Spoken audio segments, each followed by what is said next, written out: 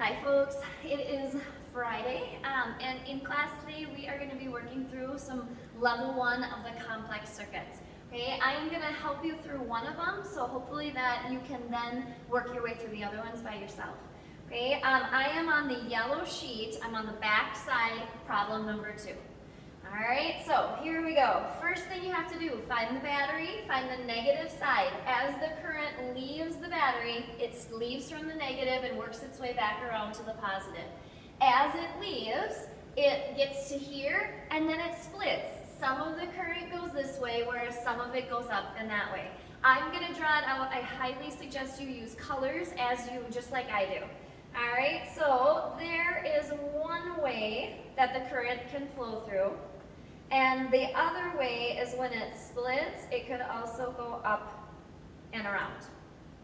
All right, what we need to do first is figure out which of these resistors are series, which means they get all the current, and which of them are parallel, so the current splits and only partial current goes through it. All right, if you are unsure just by looking at it, look for colors. We've got 2 colors. Resistors that have 2 colors will get all the current, so they are series. So we start here with resistor 1. All the current goes through it, both pink and blue. I'm going to circle it so that I remember that's a series resistor. I then come up here to resistor 2. Only the blue current goes through resistor 2, which means it's a parallel resistor. It only gets some of the current.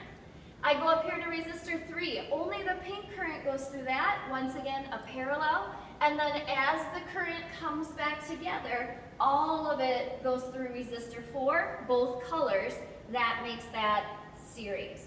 So a quick reminder, parallel, you have to do the 1 over to find the total resistance. Series, you just add them in normally. Okay, so I am step 1. Always, always, always, you have to find the total resistance. Okay, I have to do 1 over to the 2 parallel. 1 over 300 plus 1 over 450. You type that into your calculator. Please take a second in order to do that for me to make sure you get the right answer. You get a small decimal. It was like 0.005555. And then from there, that's not your resistance. That's 1 divided by. So you have to take 1 divided by that decimal. And when you do that, I got 180. That's not your total resistance yet. We have to then add in the series. We have a 150 and a 175. When I add all of those together, I get 505.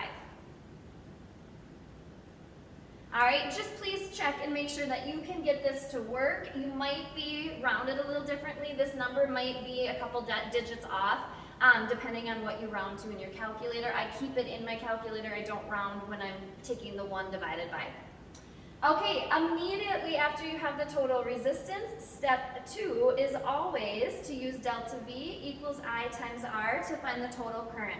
You take the voltage of the battery, 80, equals I times my total resistance that I just solved for. As long as you remember to divide the correct direction, you should get about 0.6 amps. That is the total current that flows through the circuit. All right, from here, I'm going to take a second and I am going to get everything labeled. I highly, highly, highly suggest you take the 30 seconds and you get an I and a delta V underneath each of your resistors.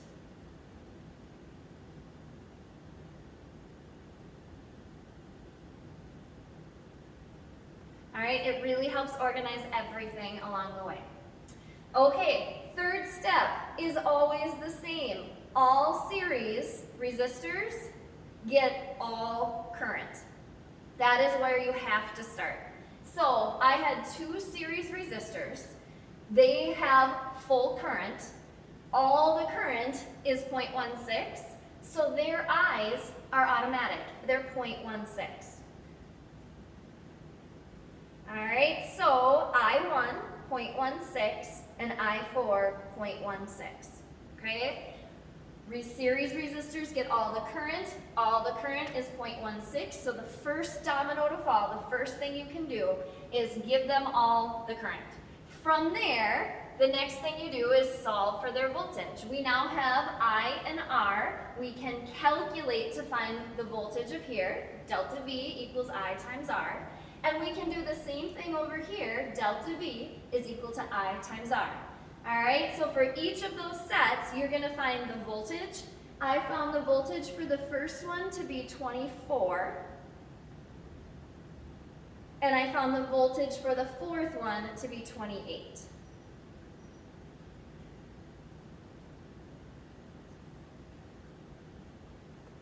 All right, from here, an only way to make the jump from our series resistors to our parallel is to go through voltage. Okay, so we learned before, if you follow any path, any loop, all the voltages have to add up to the total voltage of the battery, which is 80. All right, so I'm going to start with the blue loop. As I follow the blue loop right here, I go through resistor 1, I go through resistor 2, I go through resistor 4. All of the voltage plus the voltage plus the voltage has to add up to 80. So delta V1 plus delta V2 plus delta V4 have to add up to 80. I have good news. I already know delta V4 and delta V1. I know this number and I know that number, so all I have to do is subtract them away from 80 in order to get the one that I don't know. So this one was 24.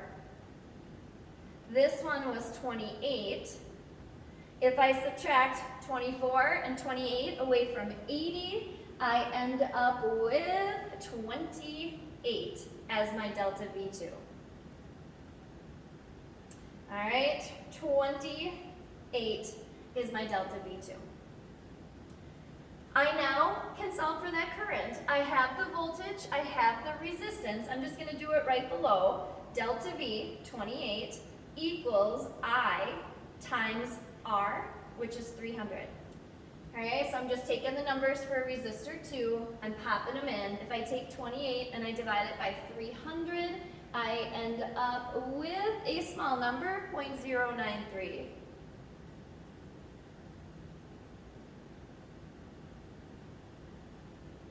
I only have one resistor left. That is the pink route. Okay, so as I follow the pink route, I go through resistor 1, resistor 3, and resistor 4. So delta V1 plus delta V3 plus delta V4 has to add up to 80 as well. They have to add up to the total of the battery. Once again, I already know the voltage for the first one, it's 24. I already know the voltage for the fourth one, it's 28. So if I subtract those away from 80, I'm going to get that same one that I just got. I'm going to get 28. 28 goes right there.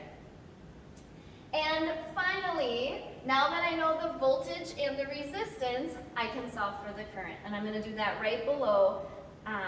28 equals I3 times the resistance, of which was 450. When I take 28 and I divide it by 450, I get 0.062.